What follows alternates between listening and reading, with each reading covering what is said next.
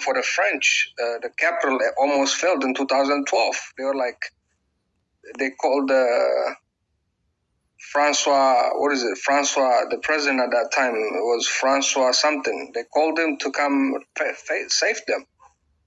There's actually a documentary about it on the German channel DW that recently was released.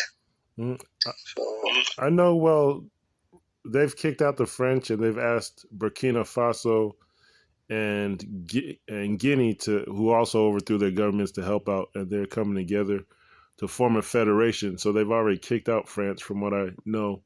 And it is the issue. I don't know if those are the only movements that they're reacting to. I think there's actually another group that's doing jihad or Islamic terrorism. I don't think it's the. Yeah, they're all like. I'll send you. Post this real quick on the top. You'll understand. There's a recent a documentary that came out from a German DW. If you can watch it. You can post it in the chat and we can look at it. You can post it in the chat, but I wanted to focus more on the Mali, Guinea, and Burkina Faso Federation, how they're coming together, and maybe how people could take advantage of that business-wise, personally, culturally. Because I'm pro-black, whatever size pro-black, and I think this Mali Federation is pro-black from what I can see. But I invited people that are like working with the Mali government to the stage, but it's more like they want to talk directly with the diaspora about investments in their movements and reconnecting with them. Confidence. To do investment, you have to have stability and peace. Hey, so that's stability and peace, and then to defeat the Al Qaeda of West Africa. West Africa, and then you have ISIS West Africa, the Tuareg separatist group, and the Fulani separatist group, or those who are fighting this Fulani herdsmen. These are four major entities that you have to first. They're armed to the teeth. They got more arms than the Malian military, the Burkina Faso military, and the Guinea military combined. The only way you can defeat these people are with air supremacy. The only people that are having a success is Algeria and Mauritania, and that's because of the air supremacy against these terrorist groups. You mean the air, the ability to fly in the air? You mean? Yeah, air supremacy. You have to control your air, and then they don't have the air supremacy. Mali, Burkina Faso, and Guinea, they don't have that to control the vast desert lands of northern Mali and southeastern Mali and even central Mali, where Timbuktu when it failed, right? Mm-hmm. So how can you defeat these enemies? And about 8 years ago, the capital almost fell to these people. Mm-hmm. So as an investor, why would I invest millions and millions of dollars in industries that can be taken over by, it's like America investing trillions in Afghanistan, and America can afford to do that. They can print dollars. As somebody, an African that worked hard all my life to make that money out here in the West, why would I invest it in, why would I just don't go to Rwanda and invest it, Namibia or Tanzania? That's why I wanted to start this room, like to talk about those stuff, because nobody knows everything, but like I'm not like a guy who will shoot out guns and things, but I have connections with governments and grassroots people who could say, we should be supporting these guys. We should be lending our military to them. We should say hands off this federation, and that's what I wanted to get this group going, to see what other people thought. I don't know how Brother Ekundayo feels as someone with Caribbean roots or U.S. background. I know he's talked about his background to me in West Africa, on his ethnic connection to Mali or Mandan. And then also, you from East Africa. I don't know what connections you have, but I think that there should be support for this federation, and it's been talked about for a long time. They've tried different federations and ideas, but I think there's things we could do to make sure they succeed as far as organizing Africa. And I think ECOWAS and AU are wrong, and the whole Western democracy thing, it might not. It's not working. I think we need to all just come together and see how the diaspora could benefit. See how the West Africa could benefit. Mali, the other tribes, Somalia, Eritrea, Tigray, Ethiopia. I think we should all come together. Start coming together. I don't know what Brother Ekondios, maybe you could speak, and then Brother Nix. I don't know. I want to hear from Ekondio what he thinks, or if he has anything to say. No, I'm really just listening. I think it's like the brother said, there's really stability needed. So, I mean, I would be, as far as investment and everything go on, I'm really just trying to understand the labor man to see what best, stability can be achieved and how that could be, and how that can be supported. So well, let me say this though. And I have another question before I let Brother Nix go on. Ekondai, what is your perspective as a diaspora descendant kidnapped? Like, let's say West Africa is one country, ECOWAS is one country, because that's how it's supposed to be. What would you say is the most attractive spots? Considering the ethnic groups, the culture, the whatever university development, infrastructure. What do you think is the most attractive place in ECOWAS if it's one country right now? Well, I mean, I guess clearly right now, the lot of attention is on Ghana and Nigeria. That's where a lot of our focus is. But I think, I have heritage from all over the West African region. So it may be, and us in the diaspora in general, that's the case. So you may, so that interest may defer. I mean, that interest may change. I know a lot of people are, into Gambia, Senegal, whatever. So I think the interest varies into with the person and whoever's calling them. But yeah, as far as I think ECOWAS, the unity, the ability of movement is, I think that's from our perspective, that as having that multi heritage, that's being able to freely move about that's a key. That's a key for us.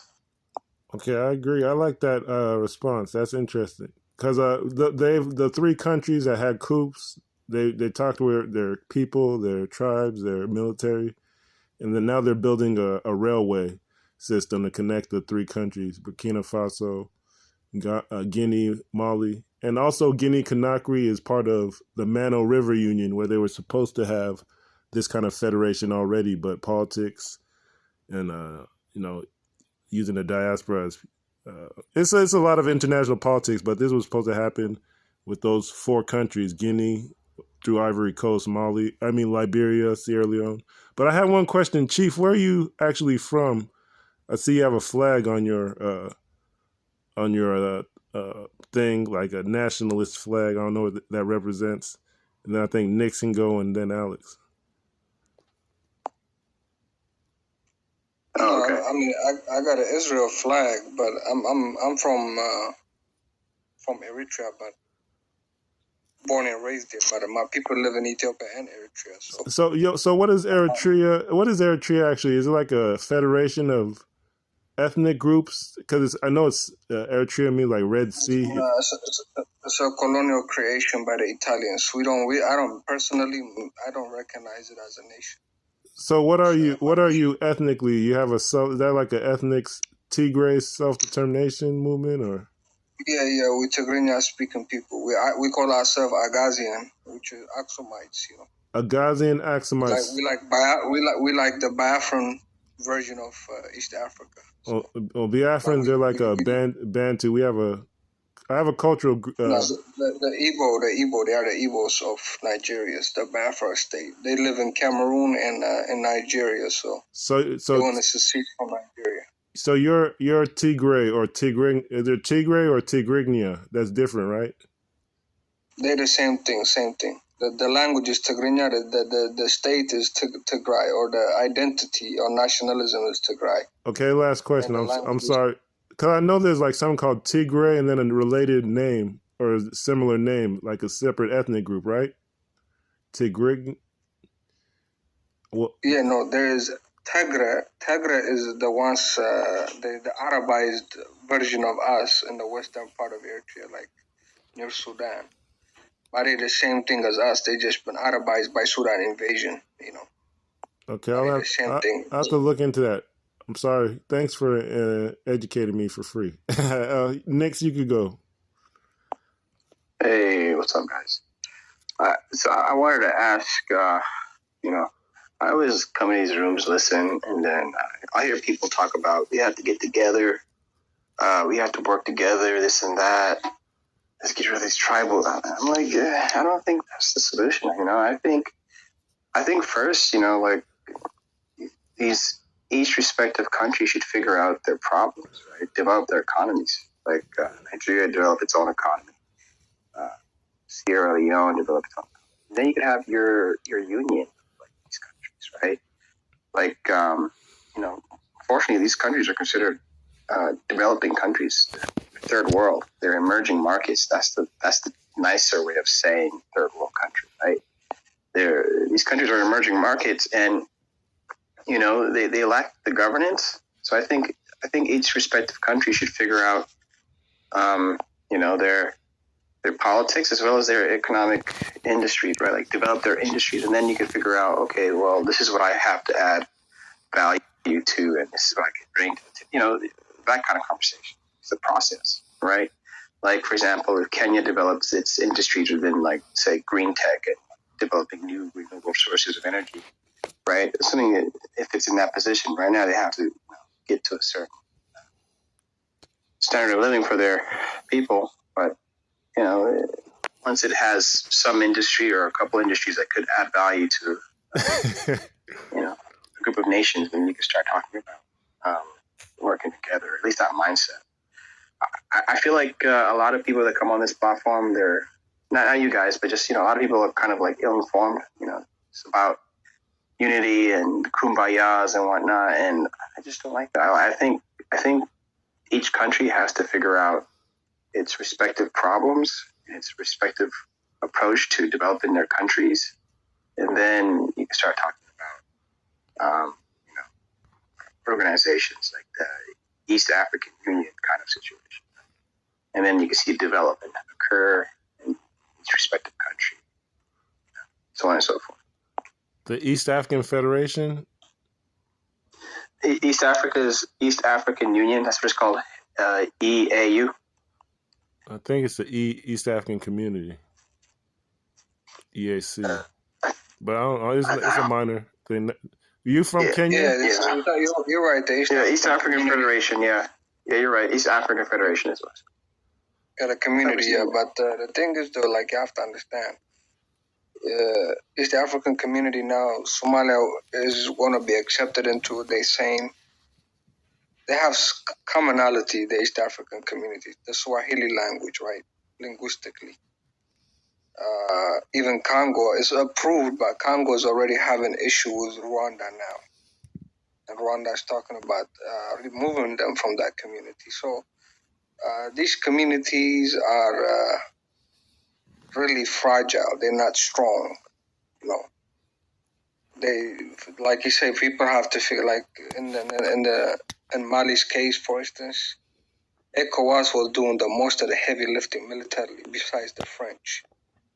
Even the United Nations mission to stabilize Mali was initiated by ECOWAS members, even though it allowed other African states and international communities such as Germany and so on to send peacekeepers. It's ECOWAS that have been stabilizing Mali, to be honest. Same thing goes for Burkina Faso. Guinea and Burkina Faso, they were more stable than Mali, you know. But without ECOWAS's support, these three countries, without the French support and the EU support, they will be overrun by terrorists. The military cannot do anything. It's very dysfunctional. So I don't see them standing a day. Like, you have to see this documentary I posted. You gotta watch it. Okay, I want to support them because I'm from Nigeria. I have connections, but I wanted to go through the line again. I want to ask Ekondeo, like, what do you think? Because you have Jamaican roots, you have Florida connections, you have Bahamian roots. You have I don't know if you have connections to West African countries like Sierra Leone, Liberia, but I always imagine the diaspora has those international connections where they might be able to pressure those governments to, hey, try to support this Mali thing, this federation. I don't know what you think about the diaspora, if they can influence the governments in Africa to support federation, because this is like countries coming together. And then I'll let Chief or Nix go. But I don't know. I want to hear from Ekondeo. What do you think the diaspora role might be able to play in this Mali situation?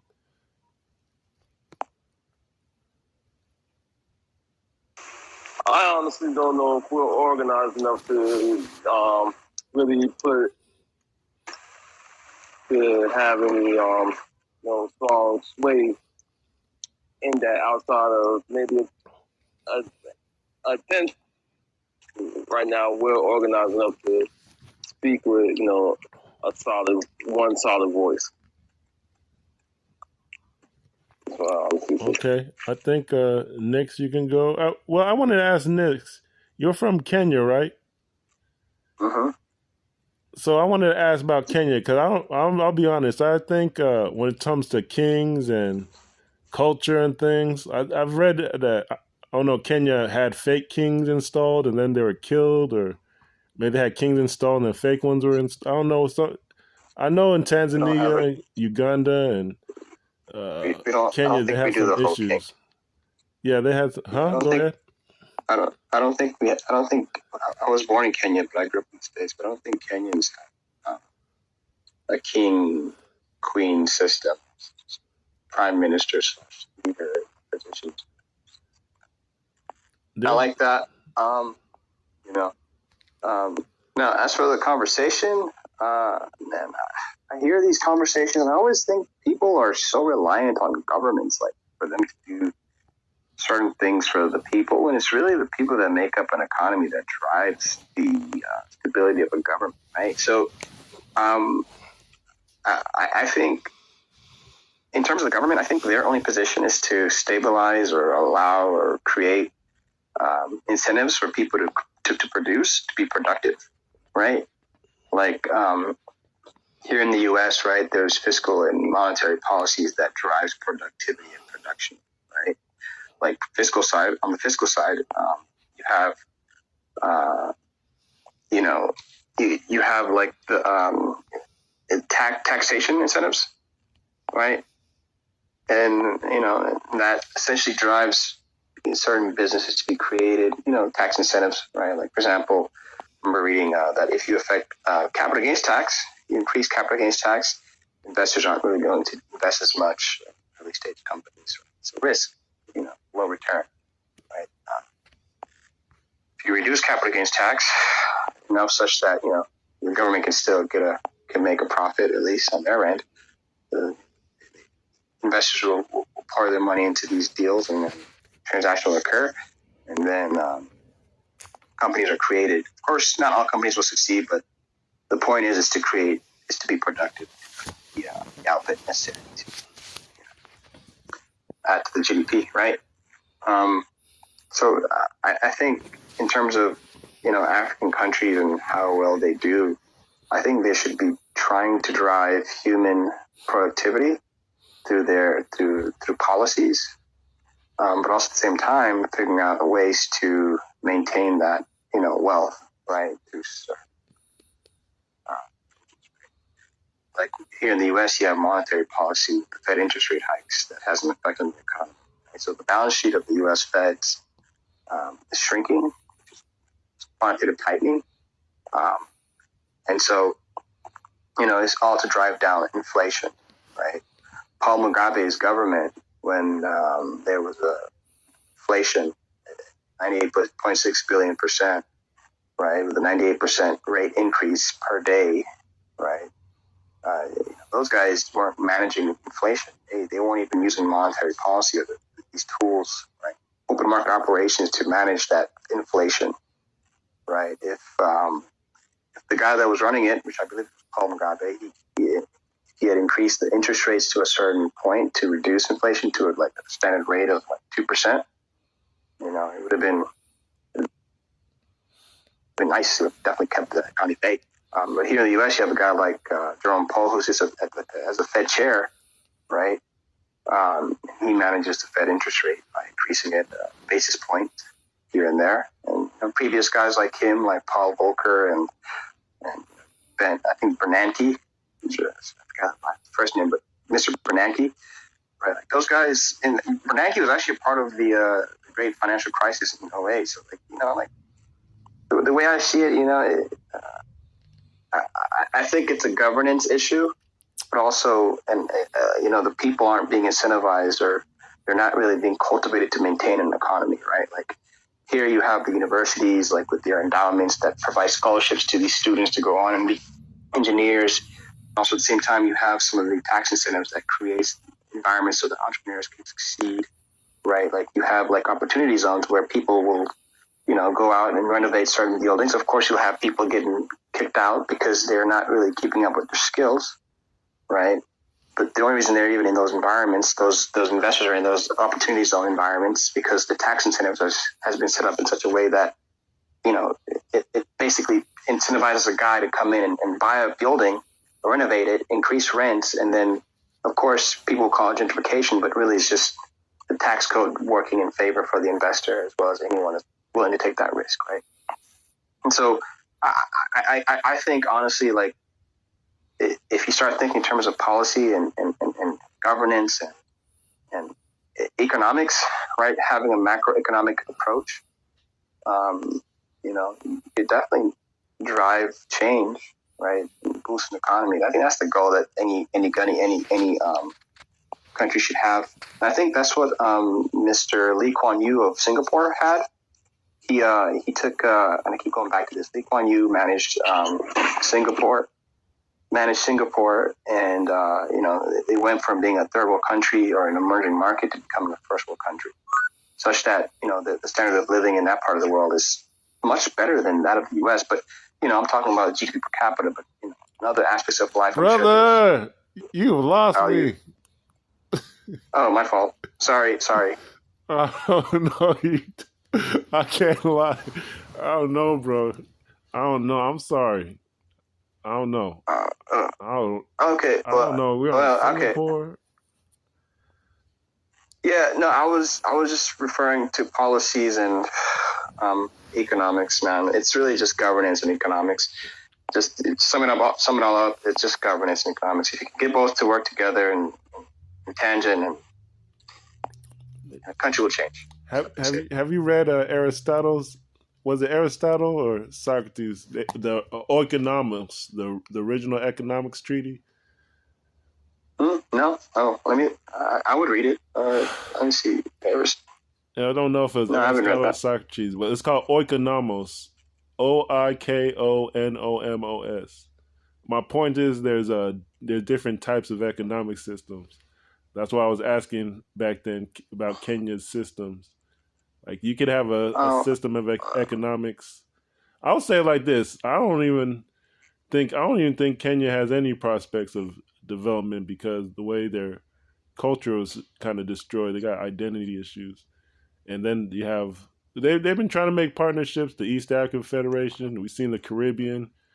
Mia Motley, Uhuru Kenyatta trying to make partnerships, but I know how I've seen things in Kenya that don't really make sense. Like, there's tribal politics, there's coronations, but then people say they don't have kings. It's weird stuff. Then the East Africa Federation is not really working, but they say they're part of it.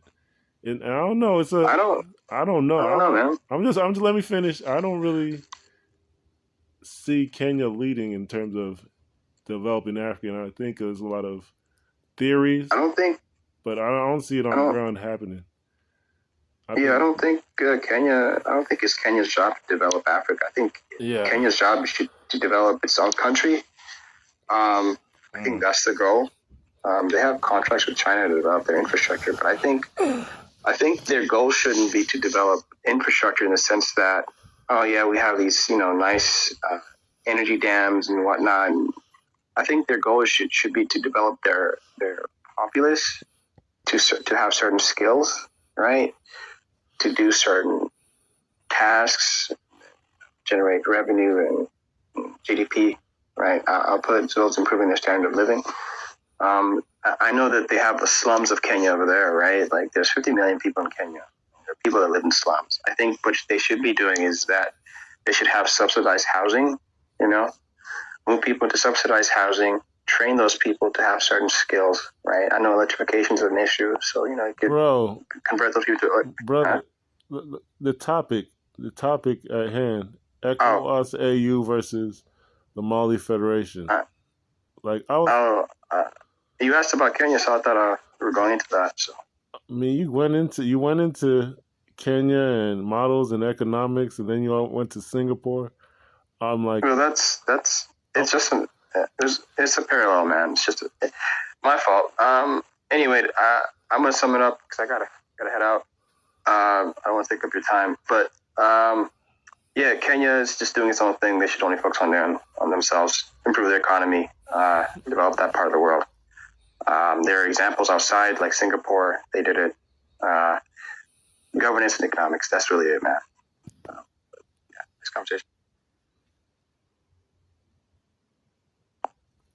Well, I don't know. I think I just want to see if anybody would support Mali, but I know I don't think so. The Mali Federation. We had people say they want to do only Kenya.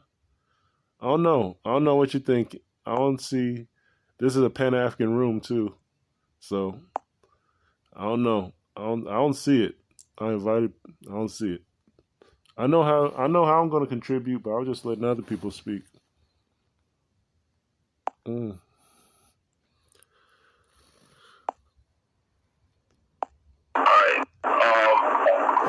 Okay. I don't know how to get myself off the speaker.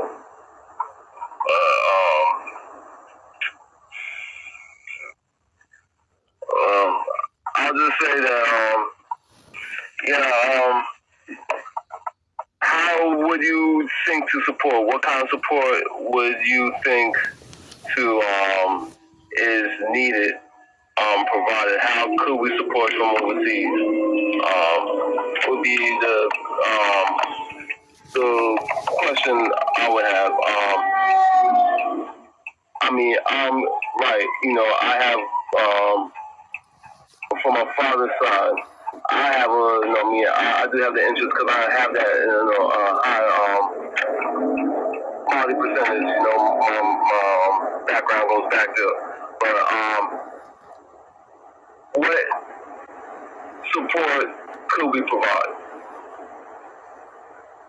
That's my question. Okay, it's I'll put it like this. Well, you remember the organization I've been pushing for a couple of years? I don't know if you remember. Yeah. I'm maybe WhatsApp groups and Facebook and whatnot. I'll put it like this. It was basically a version of the UNIAACL, but part of the mission is to support independence of communities and nations. So if there's a nation or a group of nations or a black community or neighborhood that says they want to be independent, we put them all together. So I've been going around looking at the churches, looking at social media, forming networks on how so they can support any independence movement. Where I'm from in Nigeria, we have people that are they're a minority, and people don't know about them, but they're actually historically part of the Mali Empire, those neighborhoods. So I could propose to them, and I proposed it before, that all those towns that are connected to Mali, they'd be the headquarters, and they make statements of that we support them, we want to do business with them, we want to help develop them. I'm looking at the stock market in particular. I wish a lot of these, turn a lot of these rooms into stock market groups where people can raise capital. We're all talking to each other. Eventually, we build relationships. I have Mali Empire people in Nigeria. I have Nile Empire people in Nigeria. We have the Congo people in Nigeria or Bantu, where I'm from. Then you also have people with connections to Ghana through their heritage. So it's like we could cover all of Africa through Nigeria, I think. And now it goes to the ideas of the AME Church in the USA. Can we have those kind of town halls locally? How many people could we get if we get locally? The AME Church, the New Black Panther Party. Those are just a few institutions that I can talk to and say, these are our partners. These are our most likely partners. We might be able to get Mali through Nigeria. But I just open these rooms just to show people or see what we can get. But I know where I'm from in Nigeria, we have a self-determination movement. We got connections to Mali. We got connections to the Nile. So I'll just put out the word. Any diaspora that wants to work with us, we'll do it. But we're in Florida, which is like the Caribbean network. So we could get the word out to the Caribbean that this is what's going on. We have the New Black Panther parties. I have a connection to Washington, D.C. and the DMV up north. So from the south and the north, we could do it. I got West Papua, the Melanesian network. They say they want independence, and the Asians are killing them over there, the Indonesians. They're part of the Asian countries network, but nobody's speaking up for them.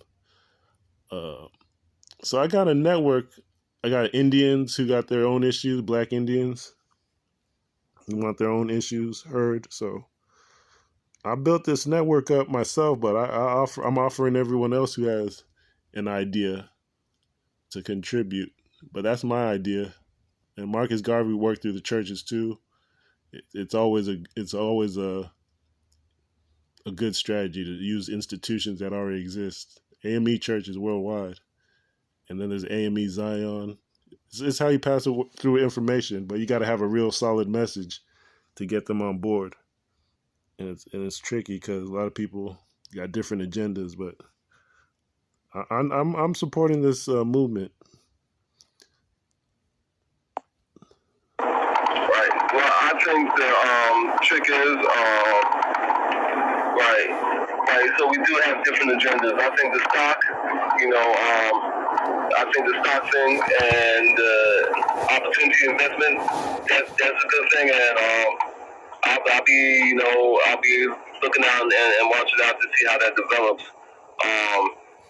Because I think probably from the diaspora, what we want is what get us moving. What we want is land and businesses. That's one end of where you can get buying an interest, land and businesses, the ability to peacefully be somewhere and retire, resell or visit, whatever, and investment properties. Investment properties and opportunities to make money outside of America. I think that would be an incentive for the diaspora to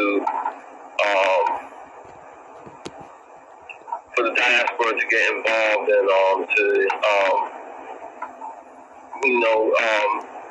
link up.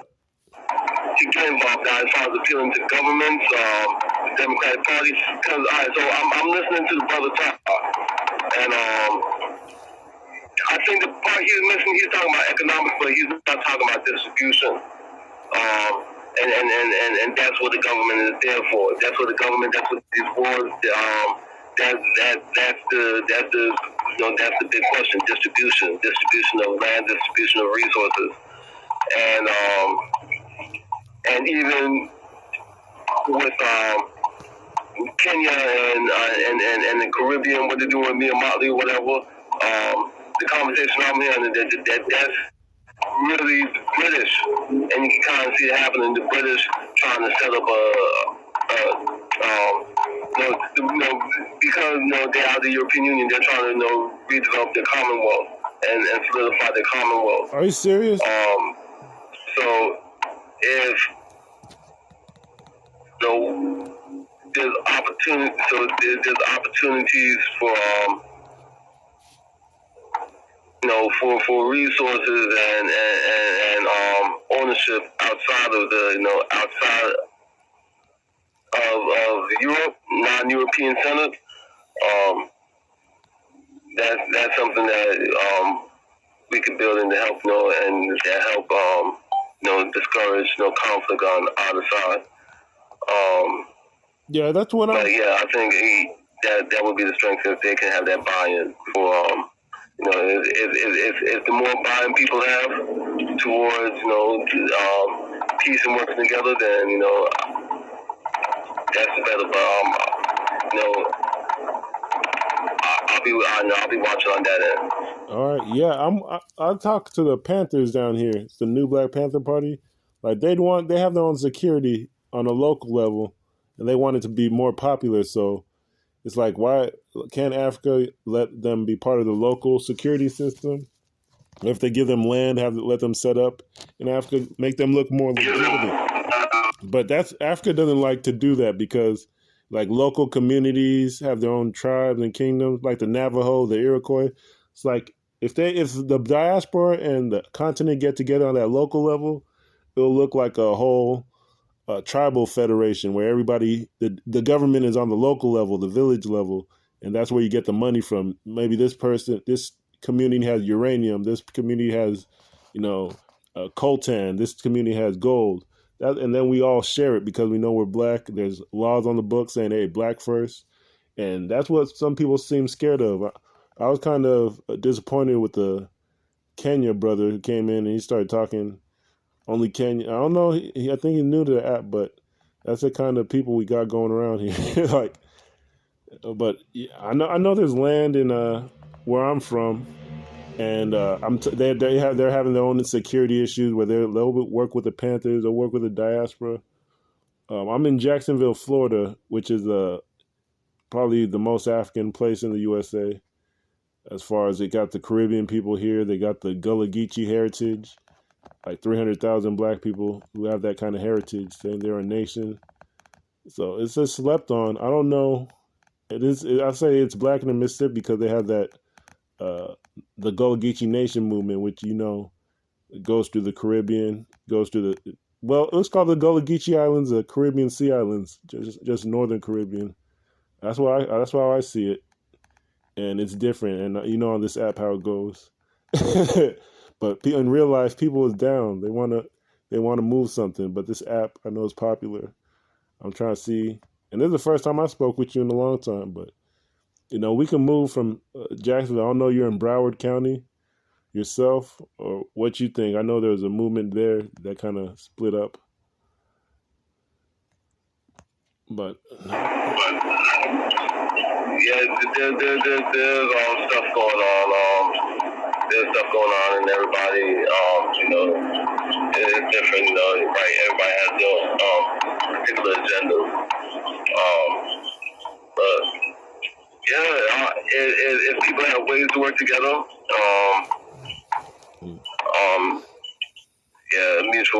mutual benefit, then why not? But yeah, all right. I'll be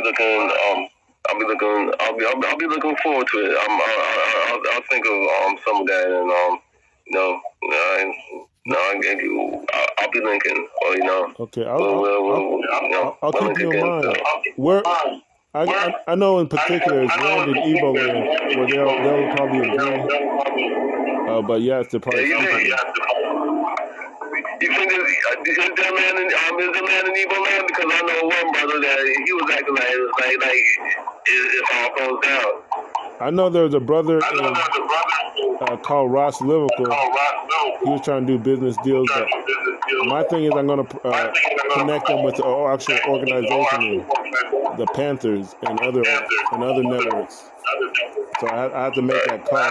This was like just me testing the idea, because we're going to connect with the Mali, and I don't really trust the ECOWAS or AU because of the whole democratic election thing, and the nature of the states is that any race could be a part of the AU or part of Nigeria or part of Kenya. So eventually you'll see like Chinese Nigerians running everything, or just like Jamaica. It's the same plan. But people don't get it. We gotta change the laws. We gotta change the borders. We gotta be locally educating people on race. People want to talk about Singapore, weird stuff. It's the money people looking after. Money and benefit. That's what they're looking after before. And people look after their stomach first. That's the nature of a lot of us. That will move us. So the more benefit and the more power we see amongst ourselves, then the more and the rules that we got to do to obtain the power, to attain that resources. As far as working together. So I think the better for us. So the more resources we have, and the more we're able to distribute, and if we keep in mind the proper way to distribute those resources, then I think we'll be in good condition. Okay. Go ahead. I wanted to ask where you're located. I'm in Broward. I'm in Palm Beach County. Between Palm Beach County and Broward. That's where I'm at. Right now I'm coming from Fort Lauderdale, but I live in Delray, West Delray. So,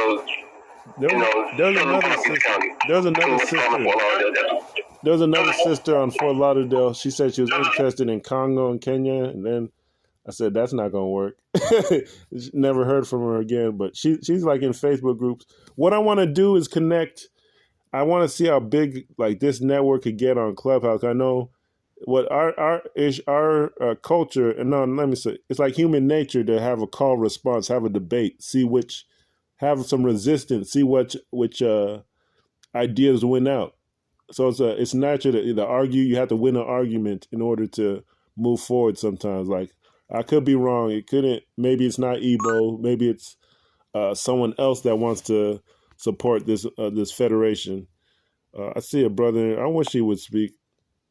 I think he left, but it was a Yoruba brother. But it's like it's a natural to want to argue because you're trying to see who has the best points or what's the best way forward. Like that one brother said Kenya got to worry about itself. We can't worry about this federation. I'm saying we can help, and this is the way how. But Fort Lauderdale, we have a whole. Florida is in the Caribbean Sea, so it's an international thing. Then if we have DMV, we can have that as a northern headquarters, and the West I think most states should report to Florida, because there's something called Spanish Florida that goes into Louisiana, and the Louisiana Purchase, which was Haiti basically won the land, but they didn't get it. Yeah, people don't say it like that, but Haiti won that war. The land should have gone to them.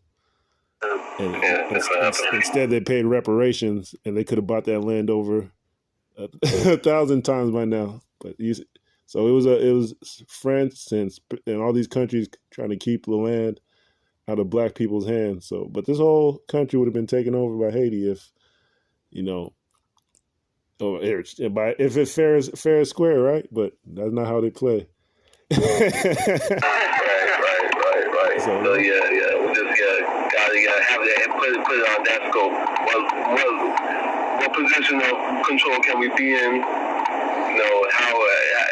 How we really benefit to how they play. Yeah, at this point, I think we could use the churches or we could I put out emblems where we're going to pressure the churches to be our town hall meetings.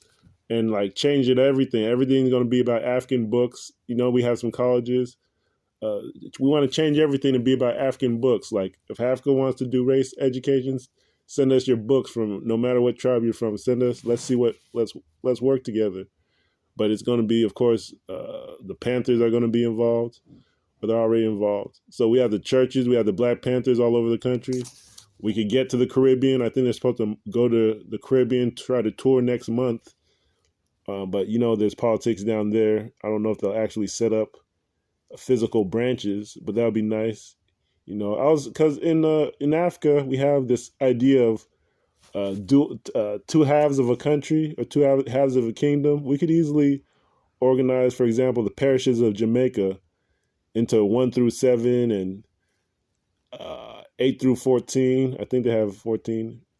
And then maybe if you want to get the Maroons involved, you can split these countries in half and have the parallel system, whether it's education, spirituality, travel, tourism. It makes it more organized. And we're talking about town halls, the churches. We can line everything up. There'll be pushback, but that's what I'm pushing for as soon as we get off this app. But land, it's nothing. But my thing is raising capital with the stock market. I've seen people who could make like 6 figures, 7 figures, because we have geniuses. But when they look at the stock market, I want people to tell it to me because I'm kind of a slow learner. Unless I get distracted, I get into politics and this and that. But if I'm hearing people every day, people tell me this is how you do it, this is how you do it, I could get distracted, but I'm going to learn it faster because everybody around me knows it. And I'm starting to see Black people pick up on stock market and real estate and credit, how to use credit to start businesses. And I don't drive, so it's like if I want to make it go viral. So that's why I get big old tribal regions like the Melanesians. I want them to support. The Eurasians in India, I want them to be, those Indians have computer labs. I want them to be in on it. Africa, the Nile, I want them to be in on it. This Mali Federation, the Yoruba Akan, if we could get them to agree. And the Igbo, I know I got some of them on board. And the Bantu, I got some people in Cameroon who agreed. They're going to talk to Gabon and eventually Congo, and I hope Rwanda eventually, but how Rwanda is politics versus. There's a lot of stuff going on in Rwanda. But we're trying to see if we get all this kingdoms and stuff together, Bantu and Nile, but it's people who they're born into the culture, but they don't want to be part of the culture. It's a lot of contradictions, but if I had to put my life on it, I'd say there's land in Nigeria, and then maybe if it becomes a larger number of people who want like their own country or a state, we can look at that. There's space in Africa, but we haven't had people that want to be that kind of disciplined. It would look like a Vatican or something like that, where African cultures practice and people aren't fighting each other. We haven't had that. Even Liberia, they had to basically abuse a lower class of people to get things done. Haiti, we have the whole. Well, Haiti has something called like indentured servitude, but I have Haitians on dial. They want to work. I'd say if you teach Haitians or Caribbean people in general the stock market, will become popular. So that's like our incubator. So I'm gonna get off the. Yeah, man. Yeah, so yeah, make man. Future around. See what's going on. I actually. Okay.